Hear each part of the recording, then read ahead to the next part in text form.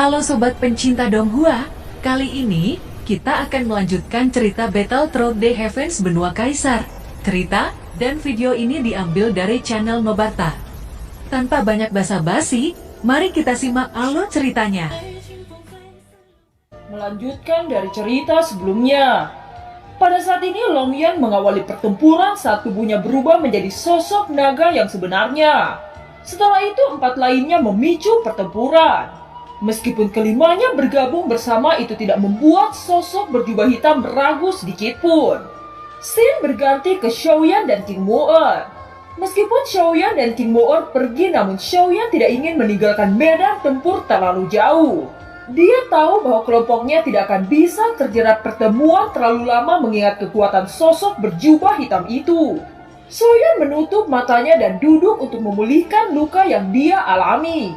Di atas batu datar, King Moer menjaganya dengan cemas. Pada awalnya, King Moer menolak menuruti kemauan Xiaoyan untuk berhenti di tempat yang tidak jauh dari medan tempur. Tetapi Xiaoyan bersikeras mengatakan bahwa jika dia melarikan diri itu tidak lebih dari berhati binatang. Di bawah paksaan Xiaoyan, King Moer tidak berdaya selain melakukan apa yang dikatakan Xiaoyan. Pada saat ini, setelah Xiaoyan mengkonsumsi pil penyembuhan, vitalitas tubuhnya dengan cepat mulai membaik. Dia bahkan mengendalikan penyebaran racun di dalam tubuhnya. Kekuatan racun dari sosok hitam itu cukup kuat. Tetapi dengan pengalaman Xiaoyan, ia tidak sulit untuk mengatasinya. Setelah beberapa saat, luka perut Xiaoyan yang berwarna hijau ungu kini menjadi merah lembut. Itu menunjukkan bahwa tampak jauh lebih baik. Setelah berhasil mengendalikan racun itu, Xiaoyan perlahan membuka matanya. Api surgawi adalah musuh dari segala kekerasan. Selain itu, api surgawi yang dimiliki Xiaoyan masing-masing di peringkat tinggi. Itu sangat membantu Xiaoyan dalam membantu banyak hal. Scene berganti di medan pertempuran. Pada saat ini, sosok misterius berjubah hitam itu berdiri di hadapan Xiaozan, Longyan, Molistrom, Nan Erming, dan Ziyi. Xiaozan meledak dengan raungan singa kuno dan Longyan meluncurkan tombaknya dengan kekuatan guntur. Nan Erming mengeluarkan kabut racun yang disusul oleh Molistrom menciptakan pedang hujan. Yang terakhir adalah sosok cantik Ziyi mengeluarkan elemen salju saat membentuk bila es tajam. Momentum serangan gabungan dari kelimanya tampak lebih sengit dari jubah hitam. Namun anehnya sosok berjubah hitam itu tidak memiliki kepanikan sama sekali. Sosoknya tiba-tiba membengkak dengan cara yang menjijikan. Itu kemudian membentuk mulut yang sangat besar. Sosok misterius ini dengan mudahnya menelan 5 serangan gabungan dari kelompok Longyan. Melihat ini, ekspresi kelompok Longyan sangat jelek. Kemampuan apa yang dimiliki sosok ini dengan bisa menelan gelombang energi dari mereka? Nan Erming mengerutkan kening saat berkata, "Ini jelas gaya pembunuh profesional. Mungkinkah itu berasal dari aliansi bayangan? Jika itu benar, bukankah aliansi bayangan telah mengirim Dodi bintang 8? Ucap Nan Erming. "Saya menduga hal yang sama. Dia muncul setelah pertempuran sengit dengan Kuildan. Dia bahkan mengabaikan Penatua Wu mati dan hanya berurusan dengan Xiaoyan. Ini sudah menunjukkan bahwa dia perintah dari aliansi bayangan pembunuhan level tinggi," ucap Xiaozan. Setelah sosok berjubah hitam mengeluarkan kekuatan kelimanya dengan menelan gelombang energi, ia melintas mengabaikan kelimanya untuk mengejar Xiaoyan. Tetapi angin yang dibawa oleh sosok berjubah hitam memberi Molistrom kesempatan. Molistrom tiba-tiba menukar tubuhnya dengan angin dan mencegah sosok itu. Kemudian pedang perlahan-lahan muncul di tangannya saat menebas sosok jubah hitam. Sosok berjubah hitam itu tidak menyangka kecepatan Molistrom begitu cepat. Pedang Molistrom dikumpulkan dari doki orang lain dengan kekuatan 7 bintang awal. Jelas ini bukan sesuatu yang bisa diremehkan jika terkena serangannya. Karena Anda mencari kematian, maka saya akan mengirimmu terlebih dahulu ke neraka, ucap sosok berjubah hitam. Suara itu aneh dan rendah, seolah-olah 2 suara dipancarkan bersama. Yang sangat aneh, mata merah dari sosok itu tumbuh lebih besar dan lebih besar, menyebarkan momentum yang mengerikan. Tiba-tiba semua yang ada di sekitar mereka menjadi lambat seperti sebelumnya. Molistrom yang paling dekat dengan sosok itu jelas dia paling merasakan sulitnya untuk bergerak. Molistrom mencoba yang terbaik untuk melemparkan pedang kedua ke sosok berjubah hitam. Tetapi pergerakan Molistrom menjadi terlalu lambat. Sosok berjubah hitam itu mengangkat tangannya. Gas hitam di telapak tangannya muncul dan berkumpul dengan cara misterius. Sama-sama terdengar tangisan yang menyedihkan dari dalam asap itu. Hanya Dodi bintang 6 puncak berani menghalangi jalan saya. Anda akan menjadi hantu ke-3060 yang meninggal di bawah telapak tangan saya. Ucap sosok berjubah hitam itu seolah-olah suaranya dari 2 orang tumpang tindih. Sosok berjubah hitam itu melambaikan tangannya dan mengarah ke Molistrom. Semua orang sampai panik. Jika telapak tangan jubah hitam itu menghisap Molistrom, bagaimana mungkin Molistrom bisa bertahan hidup? Xiaozan, Longyan, Nan Erming, dan Ziyin semuanya berusaha sekuat tenaga untuk bergegas. Meskipun tubuh mereka sudah tidak melambat pada saat ini dengan kendalinya sosok itu, tetapi sosok berjubah hitam mengambil serangan dekat dari Molistrom. Di mana bisa 4 orang datang tepat waktu. Molistrom segera jatuh dengan tembakan yang sangat keras dari sosok berjubah hitam. Tubuh Molistrom terjatuh ke tanah dengan sangat menyedihkan saat membentuk lubang sedalam 2 meter. Jelas pada saat ini Molistrom terluka cukup fatal. Bahkan mereka tidak dapat merasakan nafas dari Molistrom. Xiaozan mengeram keras. Dia tidak bisa melihat temannya seperti ini. Bajingan, tidak peduli seberapa kuatnya kamu, saya akan bertarung denganmu sampai mati. Teriak Xiaozan kepada sosok berjubah hitam. Mata Xiaozan tertutup darah merah. Tubuhnya mulai membengkak dengan cepat. Rambutnya berubah dari hitam menjadi coklat tua. Tulang belakangnya menonjol dan mata dengan niat membunuh terbuka.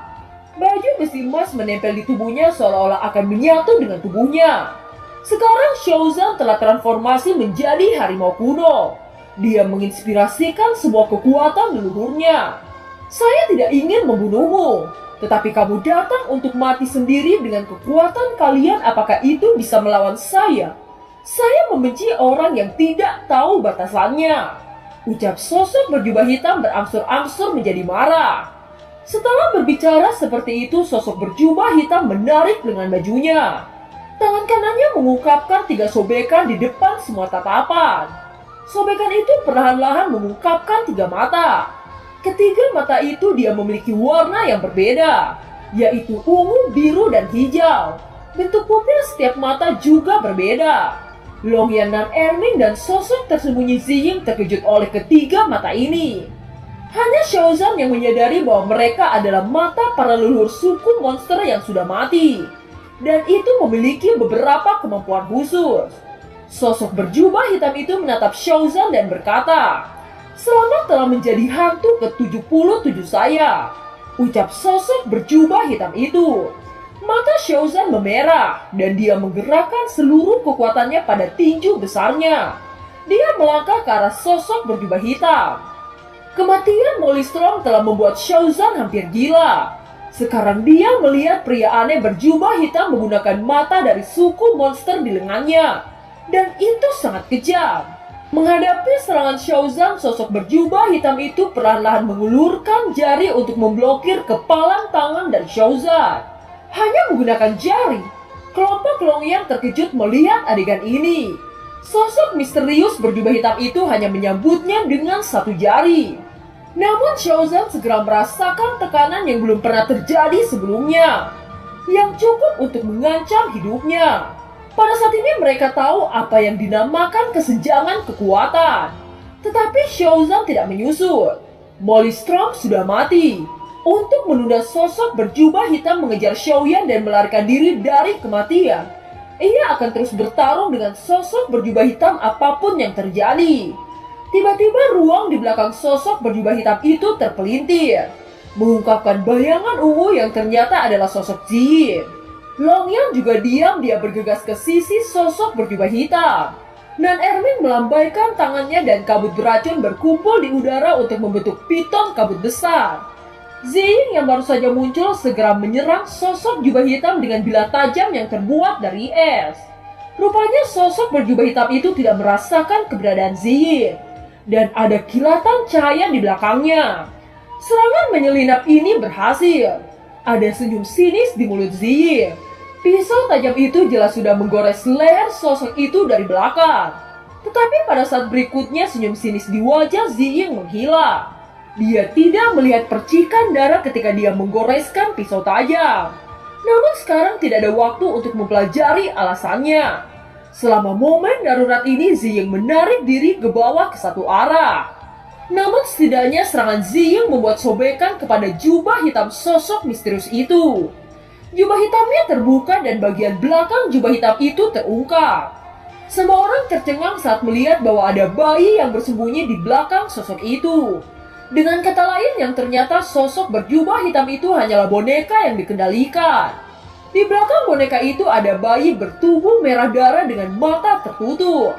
Nan Erming dan yang lainnya segera menghentikan tubuhnya. Wajah mereka menjadi pucat saat berkata dengan terkejut. Ternyata bayi dalam legenda. Ada desas-desus tentang pengiriman bayi di benua Dodi. Dikatakan bahwa mereka diubah oleh kebencian seorang jenius tak tertandingi yang gagal menembus 9 bintang dan mati. Dia hidup di dalam tubuh manusia dan menyerap kebencian jiwa yang mati.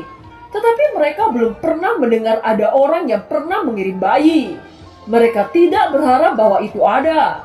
Tidak heran sosok berjubah hitam sebelumnya tidak memiliki luka dengan serangan dari pisau Ziying. Sekarang karena keberadaan saya sudah terekspos, saya menyatakan bahwa kalian semua harus mati.